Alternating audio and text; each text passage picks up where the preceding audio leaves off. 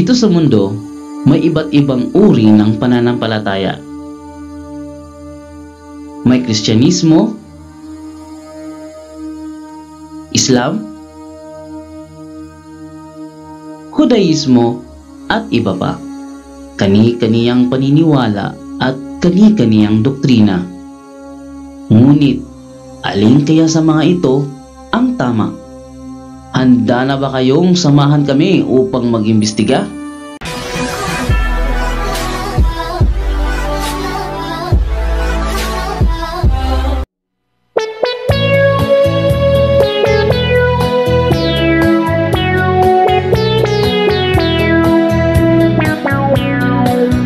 Inihahandog sa inyo ng punto por punto ang programang Doktrinal Talakayan.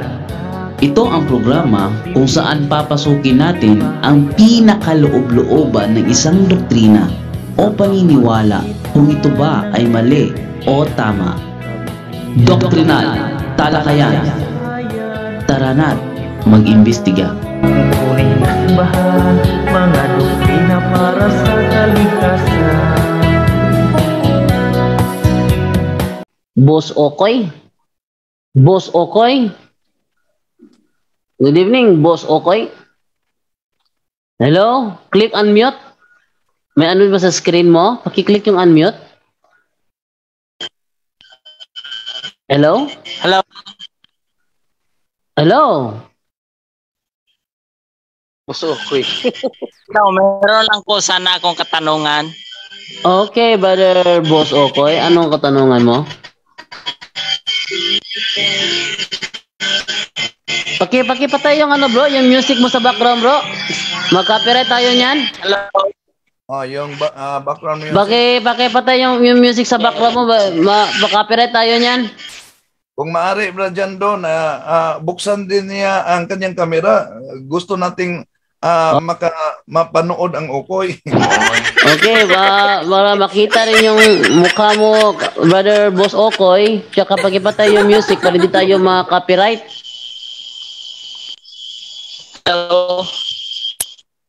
Rinig niyo ba po? Yes, naririnig ka bro. Go ahead. Mahina signal niya, brother Wendell. Oh. Bro, meron po akong nabasa sa katikismo tungkol po ito sa limbo. Totoo po ba yung limbo o hindi? Sa katikismo mo nabasa, limbo? Anong paragraph bro? Boss Okoy, anong paragraph ng CCC mo sinabi na may limbo? Actually bro dyan, meron naman. Yung limbo sa meron din. Tingnan natin kung anong paragraph ng CCC. Brother Boss Okoy? Okay, tingnan natin, try natin hanapin yung sinasabing limbo, no? Baka mahanap natin. Limbo. About sa mga bata. Yata. Walang limbo sa 1283 bro, basta. Okay, hanapin natin 1283. Nalimutan ko rin. 637. Nakalimutan ko rin yung ano. Walang limbo dito. Sa 1283 wala. Wala.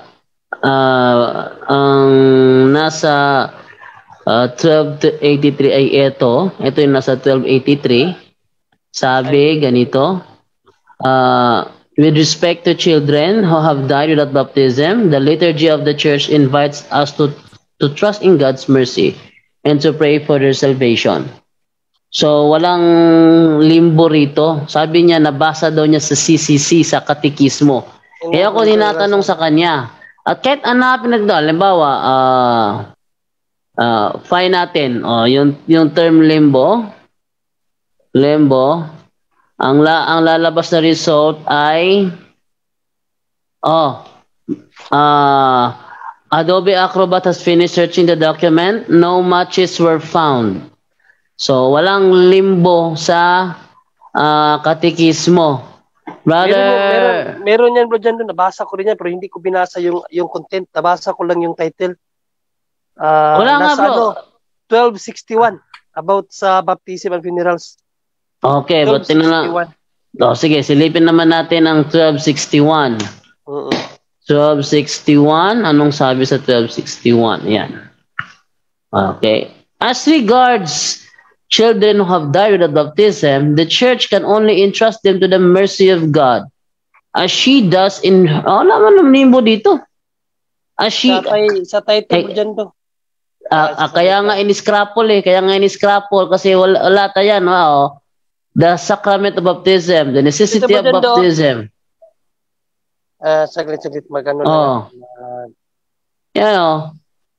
It as regards who have died without children who have died without baptism, the church can only entrust them to the mercy of God, as she does in her funeral rites for them. Indeed, the great mercy of God who desires that all men should be saved, and Jesus' tenderness toward children, which caused him to say, "Let the children come to me, do not hinder them." Allow us to hope that there is a way of salvation for children who have died without baptism. All the more urgent is the church's call not to prevent little children coming to Christ through the gift of holy baptism.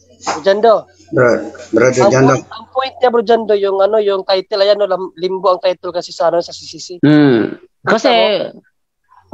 Kasi baka ang follow-up question niya is Saint Benedict Scrapples limbo. Kaya sinisiguro ko lang Brother Junre.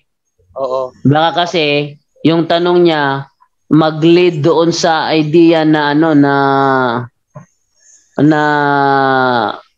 bakit in-scrapple ni Pope Benedict ang limbo.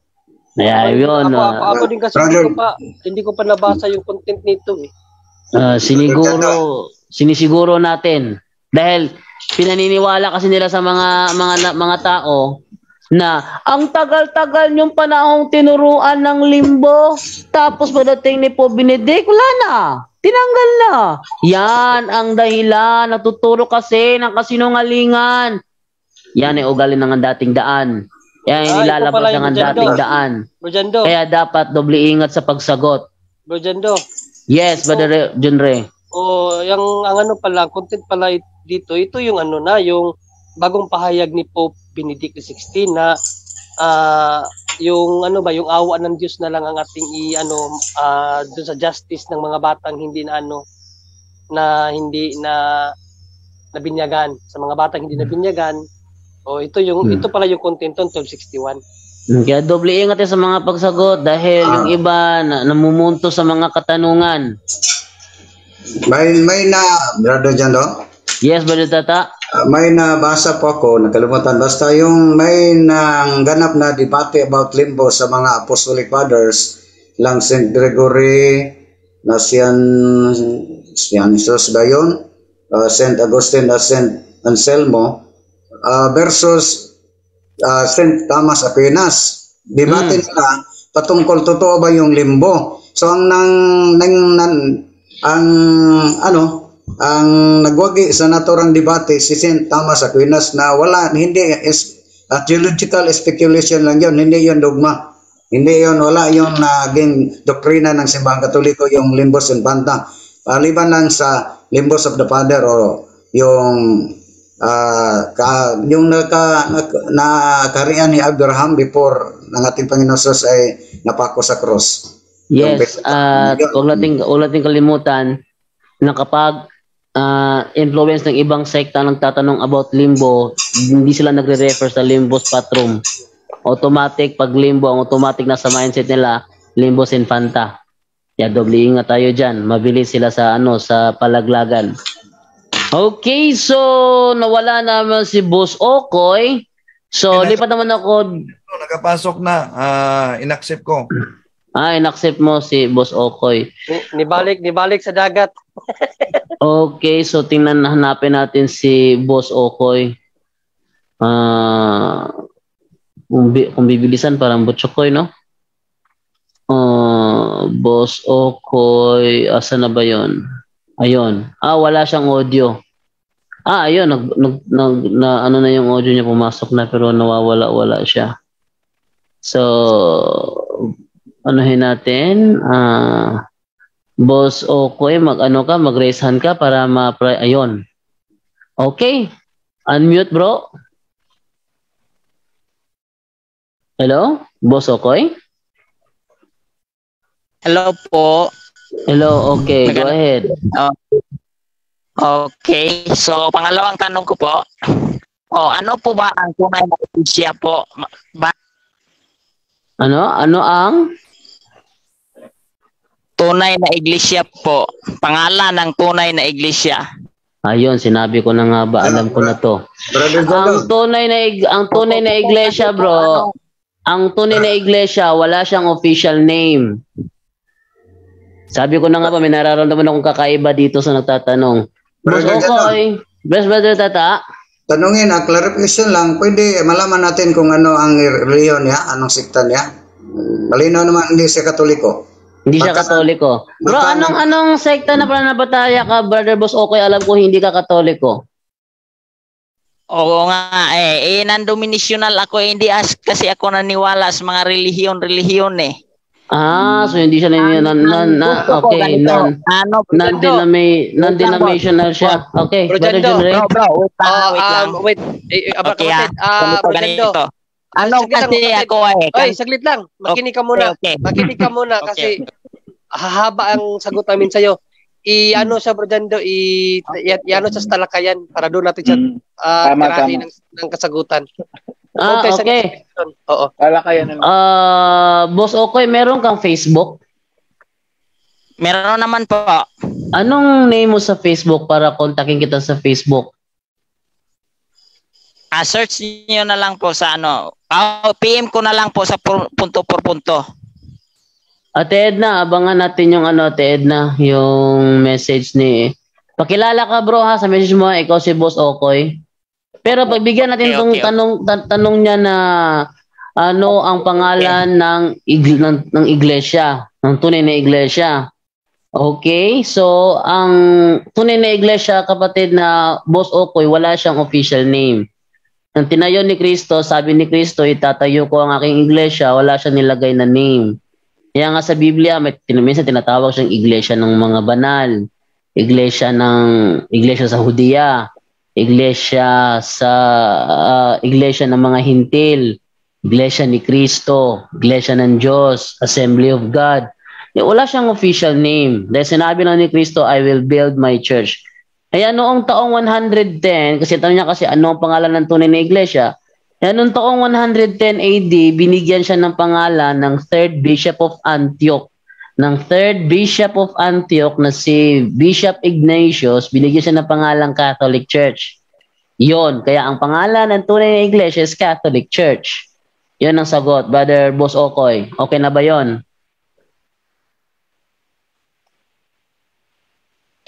Meron po akong article na nababasa na yung Iglesia Katolika Romano is nag-exist lang po noong 18th century. Totoo po ba yun? Hindi totoo yun kasi pumasok si Magellan sa Pilipinas 1521. Anong relihiyong dala niya? Di ba Iglesia Katolika yung dala ni Magellan? Kung 1870 lumitaw, bakit nadala ni Magellan noong 1521? Rojando, ang yung nabasa mo kapatid, yun yung taon kung kailan binigyan ng official name ng pangalan. Kasi ako mag-aral So, hindi naman ako bias, maging fair naman ako. Kapatid, kasi yung kaya nga sabi namin, bro, kaya nga sabi namin, sa talakayan na lang kasi mahaba, ayan, hindi yan kakasya sa kukunting oras dito. Sa talakayan kasi 2 hours, bibigyan ka namin ng 2 hours, yan ang pag-uusapan natin lahat-lahat. Bro, Boss Okoy, yun ang nasagot ko sa iyo, yung sa 1870 official name yon. Hindi totoo na nag-exist siya sa 1870 dahil 1521 pumasok si Magellan sa Pilipinas, Katoliko ang dala niyang iglesia. Okay, meron po bang article? Okay, wait lang. Meron po bang article na pwede po ba yang ma-search sa kahit Google man lang kung sakali na gusto ko lang basahin na ganyang article na sinasabi niyo po Na? na yung Roman Catholic Church ay totoong iglesia. Sige, babasa na lang tayo, no? Naghahanap siya ng ng article. Bigyan na lang natin to ng article. Okay?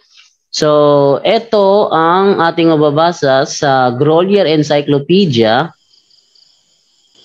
Ganito. Okay, pakita ko sa screen ha. Basahin mo mabuti ha. Ito, bigyan na lang natin to. Yan. Grolier's Encyclopedia, Universal Encyclopedia, Volume 5, page 106, Catholic Church, term generally applied to the divine society founded by Jesus Christ. At yung founded by Jesus Christ, yun ang true church. Founded by Jesus Christ and endowed by the outpouring of the Holy Ghost on the day of Pentecost. More specifically, the name denotes the body of the faithful in communion with the Bishop of Rome, hence often called Roman Catholic. So okay na ba yan, Brother Busokoy?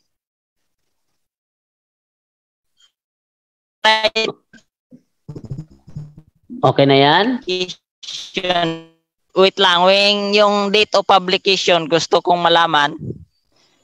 Yung publication niya, tingnan mo na lang sa Glorious Universal Encyclopedia kung ano siyang publication, anong taon siya.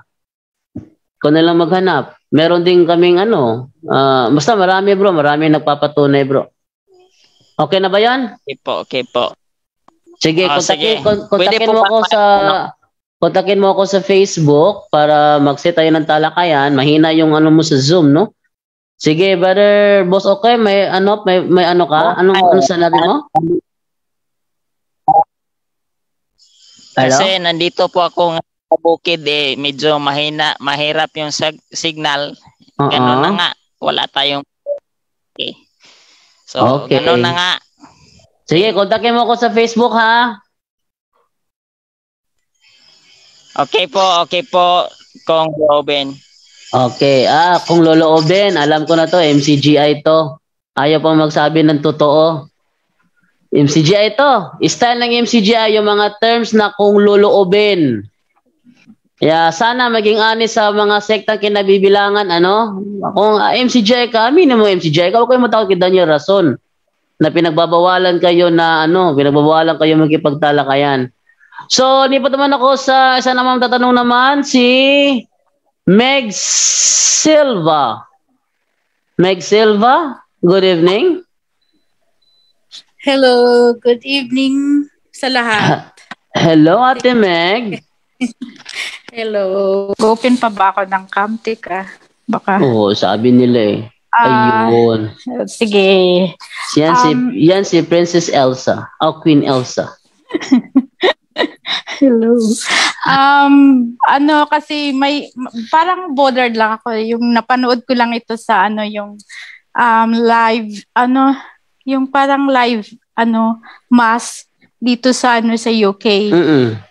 Yung sa adoration ba, yung nagmisa yung pari, tapos pagkatapos naglabas siya ng para mag-adoration. Anong tawag nun? Yung Monstrance. Oo, tapos hindi ko alam. Basta yun lang kasi mula pa noon lagi akong talaga. Tapos dito nakita ko sa online siya.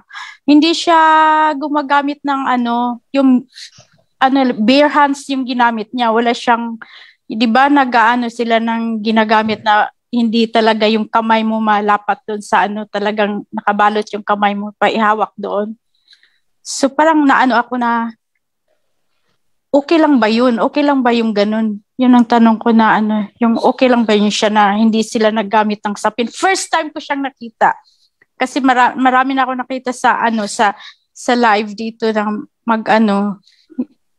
hindi lahat naman sila gumagamit ng parang sinasapinan nila yung kamay nila. Pero yun first time ko nakita yun na parang na-bothered ako. Tapos pagkatapos pa noon siya. Kaya naisip kong magtanong kasi narinig ko yung anointing na pwedeng magpila. So pagkatapos na nag-anointing siya nagpila, tapos yung ina-anoint niya natutumba, may tagasalo. Sabi ko, Catholic ba to? Pero nagmisa na pinanood ko yung mass niya. pagka-after na ng mass. So, okay lang ba yung hindi magsapin yung pari na hinahawakan yung ganun? Yung para ilabas yung... Brother Angel? Okay, pagdating po, siguro yung sinasabi nyo, yung tinaas niya yung monstrance po, yung may parang lalagyan siya ng host. Tama po ba yun? Paglabas talaga niya, hawak-hawak na niya, tapos ilagay yung ano, 'di ba, yung ano yung ilagay sa loob na yung parang body ni Christ. Tapos hawak-hawak na niya yun hanggang initinaas niya, wala talaga siyang ano, wala talagang nakasapin sa kamay niya kasi yun first time ko lang yung nakita nung last week lang. Tapos marami na akong nakita na ganun talagang nakasapin, 'di ba, yung kamay nila na ano talaga may ano talaga. Ganun. Opo, pero na-bothered ako parang iba. Pero kung Roman Catholic Church po 'yan, no. So sa general instruction kasi ng Roman Missal po sa atin, no. So chapter 9 paragraph number 390. Pagdating sa Holy Mass po, it is yung sabi ng Conference of Bishop kasi sila magdi-decide para mag-adapt indicated to these general instructions and in the order of Mass, and once their decision have been accorded to the recognitions of the apostolic sect, to introduce them into the Missal itself. So, ang ibig sabihin po nun, iba-iba po, nasa discretion po ng bishop yon kung pinapayagan ng bishop po yon. So, wala pong problema doon, decision po ng bishop. Ibig sabihin, kung yun, nagawa niya yon, katulad lang naman ng mga mass natin na minsan nakatayo yung mga dito po sa Japan, nakatayo yung mga yung pagkatapos ng Osana, pagkatapos ng Cordero, nakatayo pa rin. So in other words, nasa discretion po ng yon. Pagka naman tinatanggap naman ng bishop yon, authorized ng bishop, nakikita naman niya yon, sigurado pumupunta siya ron. Pag sinabi po ng bishop na wag lagyan ng basahan pagka tinataas, okay po 'yon, authorized po naman ng bishop doon. So ibig sabihin may authority siya. May basbas po ang kaya nga may konting papalipad, yung iba nakataas ang kamay sa ama namin, yung iba naman dito naka pang angel lang dito, wala nakataas. Kami dalawa lang ng sister wife po nakataas dito sa Japan ng kamay. So okay lang din po 'yon. Kasi minsan si bishop ang dito sa Japan, minsan bishop pa din na nag-aano. So okay lang po sa kanila. As long as walang naman sinasabing yung at may basbas, okay lang po 'yun, with authority naman po 'yun. Yun lang po, salamat po. Okay. First time ko lang kasi nakita kasi mula pa noon nag-a-attend ako ng yung ganyan na adoration sa simbahan, yung inilabas 'yun. Tapos yung pangalawa po, dagdag ko lang po, no, marami sa mga marami ngayon nanonood, nakikinig sa iba't ibang panig ng mundo. Huwag po kayong magugulat sa mga ganyan na medyo nag-iiba. Yan po ay discretion yung sa general instructions of the Roman Missal natin, 390. Pagdating sa misa po, may nagkaiba man ang mismong naka-assign na bishop po, yung po magdidesisyon, kaya nakikita nyo medyo paiba-iba. Approve po basta approve ng bishop po yon, okay po sa Vatican yon. Kasi siya po yung mismo ang head doon sa diocese na yon. Yun lang po, maraming salamat. Brother Jando. Yes. Tanong lang po ako kay Brother Angel. Opo. Yan po bang pagtataas po ng kamay niyo po doon sa Lord's Prayer, saan pong bishop po yan inalaw po? Yung pagtataas ng kamay, sa Pilipinas naman natin yon. So talagang allowed po yan sa atin. Yun. Kami ngayon, dahil Pilipino kami, nandito kami sa Japan. Dito sa Japan, hindi sila nagtataas ng kamay. Pang angel. So, pagka Lord's Prayer. Kami lang ang dalawa because nakasanayan nga natin dahil nga ginagawa natin sa Pilipinas ganun. So, kami nagtataas. Okay lang naman. Minsan nga naman, may nakatayo lahat pagdating sa Hosana, pagdating sa Cordero, after ng Cordero ng Diyos. Lumulot po tayo. Usually, sila hindi. Meron minsan, may isang taong, foreigner, lumuluhot. Okay lang din po yun. Wala naman masyadong big deal doon. Kasi po, so, pag ginalawt po, opo. nakikita ko po kasi may mga post na yung church mass etiquette. Kasamahan po natin dito sa punto por punto na folded hands, anong tawag ito? Yung sinabi mong angel form. Yun daw po dapat pag our Father. Kami, angel form kami. O kaya nga, so ano po ba talaga, paano po ba talaga maiwasan yung kasi yun nga, yung sabi niyo po sabi niyo po galing sa bishop. Ano ang final decision niyan? Sa Roman Misal, para ang ano talaga ng simbahan sa mga essential na bagay, doon tayo dapat united. Saan essential, ano tawag dyan, yung liberty, no? Tapos ang may liberty. Yes, unessential things. Ang mga bagay na unessential yan. Dahil kung magbabasa ka, no, magbabasa tayo ng tradisyon, yung mga pinresecute na mga Kristiyano doon sa Roma, they are praying our Father with outstretched hand. So nasa tradition natin yan. Kaya yung mga bagay na yan, depende yan sa obispo na namumuno sa kanyang parokya at sa pari. So walang contradiction dyan. Yes, padagdag po, kumpleto po ako rito, yung tinatawag na general, ito po, kumpleto tayo sa Roman Misal. Ano po ba talaga? So 390, ano po, ito po yung mga nasa desisyon ng Conference of Bishop. Ito, number 1, yung gesture and posture, yan, of the faithful. Nasa desisyon pa rin ng bishop. Pangalawa, yung gesture ng veneration towards the altar and the book of the gospel. Ano ba yung gesture nyon? Nasa discretion ng bishop.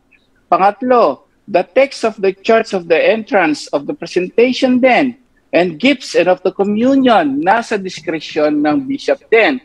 The readings from the sacred scripture, so nasa discretion po ng bishop yan. The form, gesture of peace, yung peace be with you, discretion ng bishop.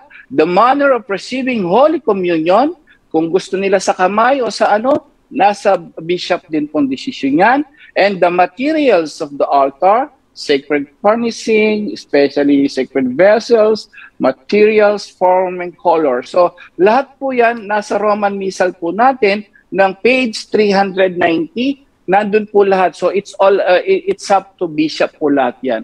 Ang magdidesisyon kung ano yung gusto niya, yung mga proper gagawin sa Holy Mass po natin. Yun lang po, maraming salamat. Okay, Ate Meg, okay na ba yun, Ate Meg?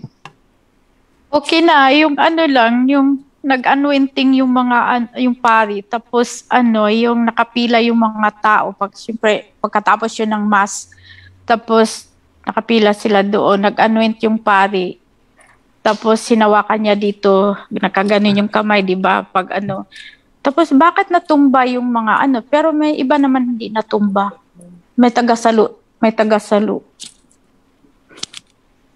Depende yan sa hindi natin alam kung ano yung nangyari. Basta depende na yun sa naganap. Okay, thank you, Ate Meg. Thank you. Okay, maraming salamat. At ang huli na magtatanong ngayong gabi, itong si Ralph Bracero. Ralph Bracero, please unmute. Hello? Good evening, brother.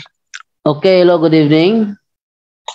Good evening, Brother Jandad at Brother Wendell. May sharing question lang sana ako tungkol sa sa pagbalik na Panginoong Jesucristo. Oo. Open mo yung camera mo, bro. Ay, wala kaming kuryente, brother. Wala kayong kuryente. Sige, go ahead. Itatanong ko lang sana, sa pagbalik ba ni Panginoong Jesucristo, matatapos na ba tayo lahat o huhukman pa tayo bago matapos ang lahat? Brother Tata?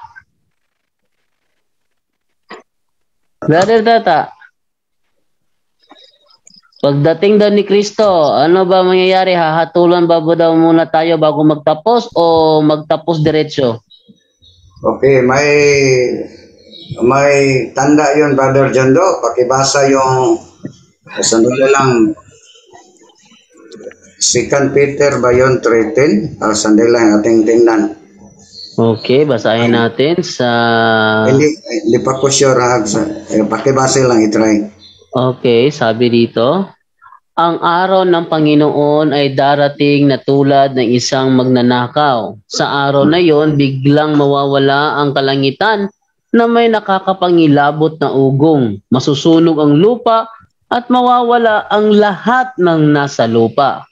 Kung ganito ang magiging kahihinatnan ng lahat, dapat kayong mamuhay ng banal at makadiyos habang hinihintay nyo ang araw ng pagdating ng Diyos at ginagawa ang makakayanan nyo para mapadali ang pagdating niya. Sa araw na ito, masusunog ang langit sa apoy at matutunaw ang lahat ng nasa lupa sa tindi ng init. So, yun ang maganap sa second coming of Jesus na yung lupa ngayon, yung natuturing natin na Mother Earth ay matutunaw ito. Ang tanong mo, harap pa tayo ng hukom. Kung basahin natin yung sa 2 Corinthians, San Juan 5:28 hanggang 29, Brother Jando. Okay, 5:28 hanggang 29. Huwag kayong magtaka tungkol dito, dahil darating ang panahon na maririnig ng lahat ng patay ang aking salita, at babangon sila mula sa kanilang libingan. Ang mga gumawa ng mabuti ay bibigyan ng buhay na walang hanggan, at ang mga gumawa ng masama ay parurusahan. So, malinaw na may hukom na ating harapin. So, yun lang, Brother Jando. Baka may dagdag ang iba natin kasamaan. Okay, Brother Ralph Bracero. Pahayag chapter ano po, ito malinaw kung ano mangyari sa paghukom. Ang tanong niya kasi kung mawawala na yung mundo nun, pahayag chapter 20 po, yung kanina pinabasa natin. 20 verse? 11 ba? 11 po. Pagkatapos nito, okay. Ayan. Pagkatapos nito, nakita ko ang malaki at puting trono at ang nakaupo roon. Ang langit at ang lupa ay biglang naglaho at hindi nakita. Yan po. So naglaho na po yun. Maglalaho na yon. At proseso po, ituloy po natin. Okay, sabi na nito. At nakita ko ang mga namatay, tanyag at hindi, na nakatayo sa harap ng trono. Binuksan ang mga aklat, pati na mga aklat na listahan ng mga taong binigyan ng buhay na walang hanggan. At ang bawat isa sa kanila ay hinatulan ayon sa ginawa nila na nakasulat sa mga aklat na iyon. Pag tuloy-tuloy po yun, and then sa 21, verse 1 po, nandun na po yung mangyayari nun. Wala na yung langit at lupa, kakatulan tayo. Sa 21, kasunod, yun po yung mangyayari. Ano po yun? Verse 1 po, ano po? Pagkatapos nito, nakita ko ang bagong langit at ang bagong lupa. Naglaho na ang dating langit at lupa, pati na rin ang dagat. Ayon, at nakita ko, sabi rito, ang banal na lungsod na bagong Jerusalem. So, bumababang galing sa langit, buhat sa Diyos, gaya ng babaeng ikakasal, gayak na gayak sa pagsalubong sa lalaking mapapangasawa niya. So, yun po yung proseso ng paghuhukom po. Yun lang po, maraming salamat. Brother Ralph Bracero, okay na ba yun? Okay na po, brother. Salamat. Okay, thank you, Brother Ralph Bracero, at siya yung huling tatanong ngayong gabi. Okay, Ate Edna? Okay, go ahead, Ate Edna. Sige, go ahead.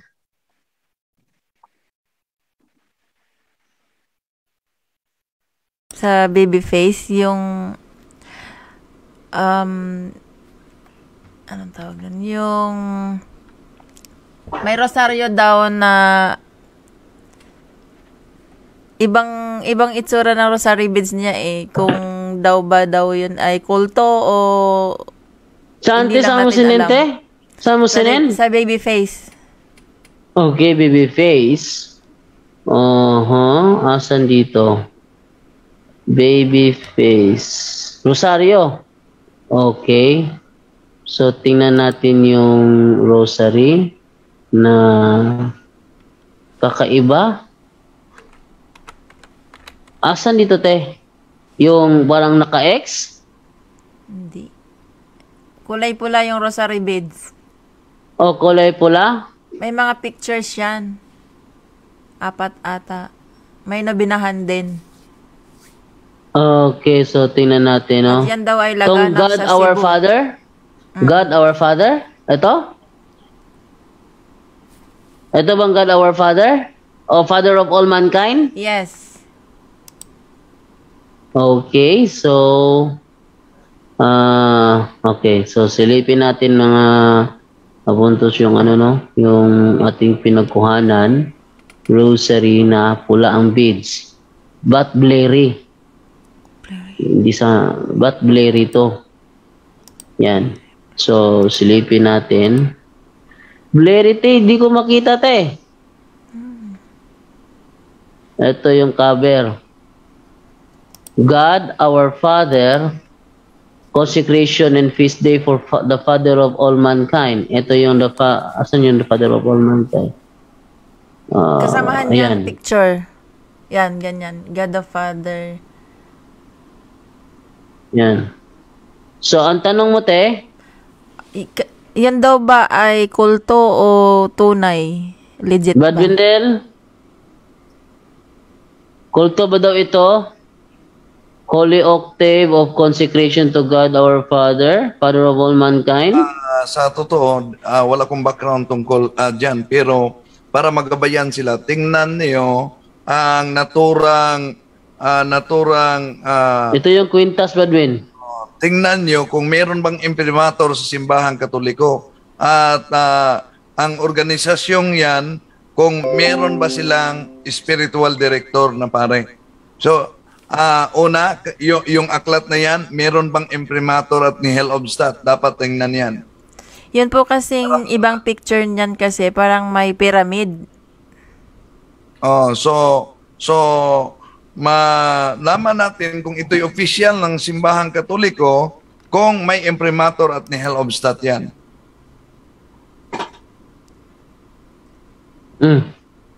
Yun. Atid na? Okay, sana po nakikinig yung nagtanong. Okay, meron pa, Ted, na? Okay lang ba? O sige, go ahead, eh. Sabi dito, Last. Dalawa siya. Sabi dito, good evening po. Meron po akong chat na FB friend na MCGI member. Kilala ni nila yan. Ibig sabihin, kilala nyo na yan si Brother Agustin Taliser. Sabi, tapos? Di ba daw may aral ang Katoliko na si Maria ay birhen magpakailanman? Nag-cite siya ng talata, Mateo 1:25. Mateo 1:25. Okay, so silipin natin yung sinasabi sa Mateo 1:25. Mateo 1:25. Okay, sabi dito, pero hindi siya sumiping kay Maria hanggang sa maipanganak nito ang sanggol. Nang manganak na si Maria, pinangalanan ni Jose ang sanggol ng Jesus. Ano tanong dito, te? Yung hanggang? Magpakailanman daw. Asan? Yung hanggang? Sabi hindi dito, sumiping hanggang tapos nang magatapos nung ipinanganak, sumiping na. Yun ba ibig sabihin doon? Basta sabi, ang sulat niya is, di ba daw may aral ang Katoliko na si Maria ay birhen magpakailanman? Yes, birhen. Mateo 1:25. Ay, walang sinasabi dito na hindi na siya birhen. Nag-assume lang sila na pagkatapos isinilang ang sanggol, may nangyari ng pagsisiping. Ito yung ibang ibang problema nila. Wala. Birhen means hindi siya naka-try nung sexual intercourse. Yeah, virgin siya. Pagkatapos na ipanganak si Jesus Christ, hindi ibig sabihin na sumiping na si apostol, si apostol na noon, si San Jose, no? Hindi ibig sabihin na dahil na ipanganak na para bang may mga diyan yung hindi bumalik ang ibon hanggang bumaba yung tubig ng baha. Doon sa baha sa panahon ni Noe, nagpalipad siya ng ibon, yung una pinalipad niya, bumalik. Yung pangalawang ipinalipad niya, hindi na bumalik. Ang sabi sa talata, hindi bumalik ang ibon hanggang bumaba ang tubig baha. Hanggang bumaba ang tubig baha. Ibig sabihin ba na bumaba ang tubig baha, bumalik yung ibon? Hindi na bumalik yung ibon. Kaya nga hindi na bumalik kasi mayroon na siya natagpuan na pili niyang doon na siya titira na puno, no? So, doon siya dumapo, no? So, hindi ibig sabihin na dahil sa may terminong hanggang, bibigyan mo na agad ng ibang kahulugan. Kaya nga, nung sinabi ni Brother Romel Palma, nung si Kristo ay umabot sa edad na 12, nung nawala si Kristo, nagtaka si Mama Mary at saka si Saint Joseph, kasi akala ni Mama Mary si Jesus nandun kay si Joseph, akala mo si Joseph nandun si Jesus kay Mama Mary, ba't siya yung batang hinahanap, ba't siya lang, saan yung iba niyang kapatid? Tagal naman ng napaghihintay, 12 anyos. Tapos nung namatay si Kristo, ipinagbili niya si Mama Mary sa kanyang alagad. Ba't hindi sa kapatid niya? Kultura ng mga Hudyo, kung ang asawa mo nga, yung kapatid mo namatay, yung asawa niya buhay, ikaw binata ka, mapupunta sa yung asawa Kung yung asawa nga iiwan sa kapatid, yung pa kayang ina. So wala, no? Huwag kayo mag-assume. Okay, so maraming salamat po at lagpas. Yes, Brother Wendell. Si Brad Joberson Alabad sa Alabastro may ipino-forward sa atin na clarification letter regarding the promotion of the devotion of God the Father. Sa CBP. Nasa BBPs natin, Rogendo. Okay, so buti na lang nilagay ni Brother Wendell doon at para maipakita natin, no? Yung ito, forwarded the message. So, yan, galing mismo yan ni Father Luis Supanden sa Secretary ng Episcopal Commission on Doctrinal. Sige, pakibasa, Brother Jendo. Yan, so pakita natin, no, sa screen. Clarification letter regarding the promotion of devotion to God the Father. Ito yon. So, sabi dito, from Father Luis, greetings of peace. On 2 occasions, the Episcopal Commission in Liturgy discussed the movement to promote devotion to God the Father. The Commission is unanimous in commending the promoters for their zeal. However, the Commission does not agree that there should be a liturgical feast in honor of God the Father. Needless to say, the day chosen by the group, which is the Feast of the Transfiguration, is not consonant with the liturgical norms. The reason why the Episcopal Commission on Liturgy opposes the institution of a liturgical feast is as follows. The Commission recognizes that the clamor for a liturgical feast in honor of God the Father is not new. In the early part of the 18th century, Saint Cardinal Giuseppe Tomasi, 1713, whom liturgists remember compiling and editing several medieval missals, dismissed the idea as something quite superfluous and not in keeping with the meaning of the liturgical year. Every day at Mass, in the liturgy of the hours, prayers are addressed to God the Father. This is a continuing act of the Church to honor and praise Him for His marvelous works in Christ. The Commission does not see the sense of instituting a day in the year to honor God the Father when the whole year belongs to Him. Furthermore, as the Constitution on the Liturgy, SC 102, 103, and 104 teaches all liturgical feasts are the Christological. They are the anamnesis of Christ's mystery. An anamnesis that the Church directs to God the Father in the liturgy of God the Father is the addressee of the Church prayer. As the Synod of Hippo in 1393, where we stand at the altar, let our prayers be always addressed to the Father. In the Roman liturgy, the Eucharist Eucharistic prayers and most of the collects, prayers over the gifts, and prayers after the communion are directed to the Father. Constantly we pray to the Father in the words Jesus taught us. Liturgical prayers speak to God the Father about His Son, Jesus Christ. The promoters of the movement argue that while there is a feast of the Holy Spirit, there is none to celebrate the Father. As a matter of fact, however, there is no feast of the Holy Spirit. Pentecost commemorates the day when Christ sent the Holy Spirit upon the apostles. It is Christological feast. The Paschal mystery culminates in the mystery of Pentecost. The so-called Mass of the Holy Spirit is about the work of Christ accomplished in the Holy Spirit. The Latin title of the Mass allows no equivocation. Missa de Spiritus Sancto, not Missa Spiritus Sancti. Analogously, we note that the Latin lane for masses in honor of the Blessed Virgin Mary carry the title Missa di Beata Vergine Maria, not Missa Beatae Virginis Mariae.